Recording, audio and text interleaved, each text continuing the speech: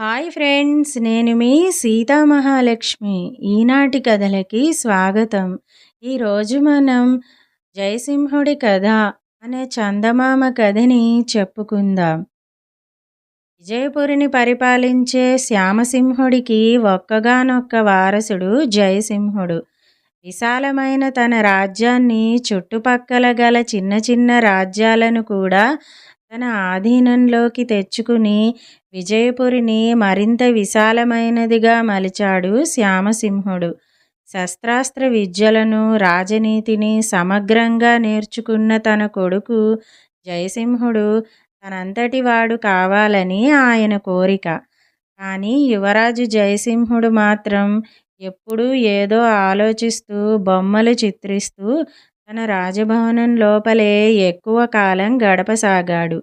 అతణ్ణి ఉల్లాసవంతంగా ఉంచడం కోసం శ్యామసింహుడు అద్భుతమైన నాట్యగత్తెలతో నయనానందకరమైన నాట్య కార్యక్రమాలు, సంగీత విద్వాంసులను రావించి అద్భుతమైన సంగీత సభలను ఏర్పాటు చేయించాడు. ఎన్ని చేసినా జయసింహుడి ప్రవర్తనలో ఏమాత్రం మార్పు రాలేదు. జయసింహుడు అప్పుడప్పుడు రాజ్యానికి దక్షిణ దిశలో ఉన్న కొండ ప్రాంతాల్లోని అందమైన కోనల్లో ప్రకృతి దృశ్యాలను చూస్తూ కొన్నాళ్లు గడిపి రాజాంతపురానికి తిరిగి వచ్చేవాడు. రాజుకు జయసింహుడిలోని ఈ వింత ప్రవర్తన గురించి తెలుసు. ఒకనాడు శ్యామసింహుడు కొడుకును పిలిపించి, నాయనా, నీ స్తబ్దతకు, జీవితం పట్ల అనాసక్తికి కారణం తెలియడం లేదు. ఉప్పొంగే సముద్రంలో ఉవ్వెత్తున లేచే అలల్లాంటి ఈ వయస్సులో నువ్వు ఇంత మందకొడిగా, దేని పట్ల ఏమాత్రం ఇష్టం కనబరచకుండా పరధ్యానంగా ఉంటున్నావు. కారణం ఏమిటి అని ప్రశ్నించాడు.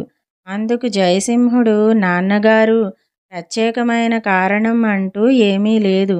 నాకు ఈ అంతఃపుర ఆడంబరాల మీద, విలాస జీవితం పట్ల విసిగెత్తిపోయింది. ఏదో కొత్తదనాన్ని నా మనసు కోరుకుంటున్నది. నేను కొన్నాళ్లపాటు రాజభవనానికి దూరంగా ఉండి దేశాటన చేసి వస్తాను. దయచేసి అనుమతించండి అని కోరాడు. దానికి శ్యామసింహుడు వెంటనే జవాబివ్వకుండా కొంతసేపు ఆలోచించి, నాయనా, నువ్వు విజయపురికి కాబోయే రాజువు. నా మాట విను. ఈ చిత్రపటాలను చూసి ఏదో ఒక కన్యను ఎన్నుకుని వివాహం చేసుకో. వైవాహిక జీవితం నీలో ఉత్సాహాన్ని, రాజ్య వ్యవహారాల పట్ల ఆసక్తిని తప్పక కలిగిస్తుంది.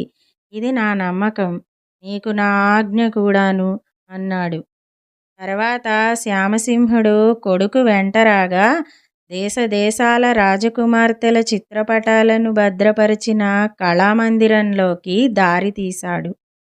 అక్కడ సౌందర్యంలో ఒకరిని మించిన మరొకరు గల నిలువెత్తు రాకుమార్తెల చిత్రపటాలున్నవి.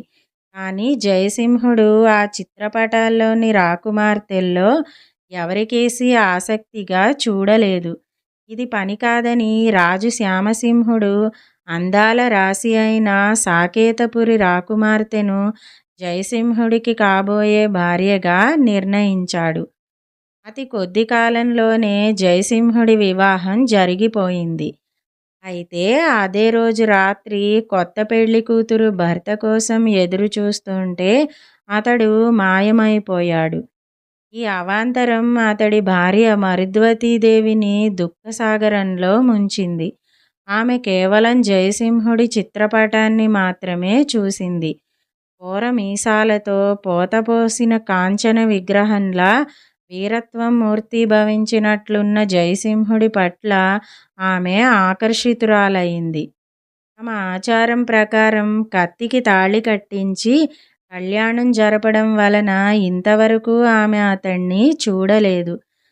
ఈ విధంగా రాత్రికి రాత్రే అదృశ్యమైన జయసింహుడు తన పంచకళ్యాణి లాంటి గుర్రాన్నెక్కి 2 రాత్రుళ్ళు 2 పగళ్ళు ప్రయాణం చేసి చాలా దూరం వెళ్ళాడు. అలసట, ఆకలి, దాహం భరించలేని స్థితిలో ఆ మునిమాపు వేళ నీటి కోసం వెదకసాగాడు. అడవిలో చెట్టు చేమలు కాస్త పలచగా ఉన్న చోట అతడికి ఒక అందమైన కోనేరు కనిపించింది. జయసింహుడు గుర్రం దిగి కోనేటికి పోబోతూ చప్పున ఆగిపోయాడు. స్వచ్ఛమైన కోనేటి నీటిలో కలువ పువ్వులా తేలియాడుతున్న ఒక అద్భుత సౌందర్య రాశి. ఆ యువతిని చూసిన జయసింహుడు ఒక్క క్షణం తనను తాను మైమరిచిపోయాడు.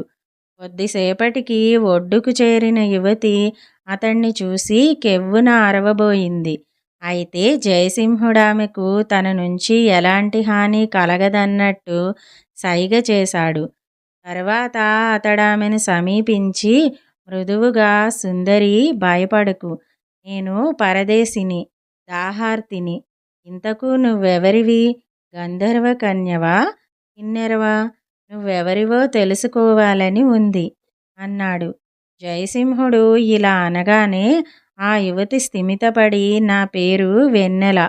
ఈ దాపులనే నివసిస్తున్న ఒక చిన్న సామంతరాజు కుమార్తెను. మీరిక్కడి నుంచి తక్షణమే వెళ్ళిపోవడం మీకెంతైనా క్షేమం అన్నది. ఆ మాటలతో అంతవరకు స్తబ్దంగా ఉన్న జయసింహుడిలో ఉల్లాసం, ఉత్సాహం పెల్లుబికింది. ఏది ఏమైనా సరే తను కొన్నాళ్ళు అడవిలో దాపులనున్న కొండగుహల్లో చెట్టు చేమల మధ్య ప్రకృతిలో కలిసిపోయి ప్రశాంతంగా బ్రతకాలనుకున్నాడు. అతడు తన కోరిక చెప్పగానే వెన్నెల తన వాళ్ళు ఏదైనా హాని కలిగించవచ్చని మరొకసారి చెప్పింది. అయినా జయసింహుడు కాదు కూడదని మొండికెత్తడంతో అతణ్ణి కొంచెం దూరంలో ఉన్న కొండగుహలో ఉండమని, రోజు వేళకు తినేందుకేమైనా తేగలనని చెప్పి అక్కడి నుంచి హడావిడిగా వెళ్ళిపోయింది. ఆ రోజు నుంచి వెన్నెల జయసింహుడికి తన నివాస స్థానం నుంచి మామూలు భోజనంతో పాటు అడవిలో దొరికే రుచికరమైన పళ్ళు, తియ్యని తేనె లాంటివి తెచ్చి ఇవ్వసాగింది. ఒకనాడామె చిత్రలేఖనానికి అవసరమైన రంగులు, కుంచెలు తెచ్చి వాటిని కొన్నాళ్ల క్రితం ఎవరో అడవిలో మరిచిపోయి వెళ్లారని, అతడికేమైనా ఉపయోగించగలవేమో అని తెచ్చానని చెప్పింది. చిత్రలేఖనానికి అవసరమైన ఆ వస్తు సామగ్రి జయసింహుడికి ఎంతో ఉత్సాహం కలిగించినాయి. అతడి వెంటనే కుంచెను అందుకుని అప్సరకన్యలాంటి వెన్నెలను పలు భంగిమలలో చిత్రించాడు. ఇలా వారం గడిచింది. ఒకనాటి సూర్యోదయం వేళ వెన్నెల ఏదో వ్యాకులపడుతున్నట్టు జయసింహుడి వద్దకు వచ్చి, స్వామీ, మీరు మరెక్కడికైనా వెళ్ళిపొండి. మా వాళ్లకు మీ ఉనికి తెలిసిపోయింది. ఏ ఆయుధం లేకుండా మీరు వాళ్లను ఎదిరించలేరు అన్నది. అందుకు జయసింహుడు ఏమాత్రం తొణక్కుండా, వెన్నెలా, నాలోని నిరుత్సాహాన్ని, స్తబ్దతను పారదోలి నాకు ప్రాణం పోసిన అమృతమూర్తివి నువ్వు. నిన్ను వదిలి ఒక్క క్షణం కూడా నేనుండలేను. నిన్ను రాజధానికి తీసుకుపోయి నా తల్లిదండ్రుల అనుమతితో వివాహమాడతాను అన్నాడు. ఆ మరుక్షణం చెట్ల చాటు నుంచి నవ్వుతూ బయటికి వచ్చిన మహారాజు శ్యామసింహుడు జయసింహుడి కేసి ఆప్యాయంగా చూస్తూ, నాయనా, నీ అభీష్టం తప్పక సిద్ధిస్తుంది. ఈమె మరెవరో కాదు, సాక్షాత్తు నీ ధర్మపత్ని మరుద్వతీదేవి అన్నాడు. అవునా అన్నట్లు ఆశ్చర్యంగా తన కేసి చూసిన జయసింహుడికి తలవంచి నమస్కరిస్తూ మరుద్వతీదేవి, స్వామి, నన్ను మన్నించండి. నేను మరుద్వతినే. స్వేచ్ఛ కోసం పరితపించే మిమ్మల్ని అనుసరించి ఈ అడవికి చేరాను. నా పత్ని ధర్మం నిర్వర్తించాను. ఇందులో నా తప్పేమైనా ఉంటే మన్నించమని మరొక్కసారి కోరుతున్నాను. ఈ జరిగిందంతా మహారాజు గారి ఆజ్ఞ మేరకే చేశాను అన్నది.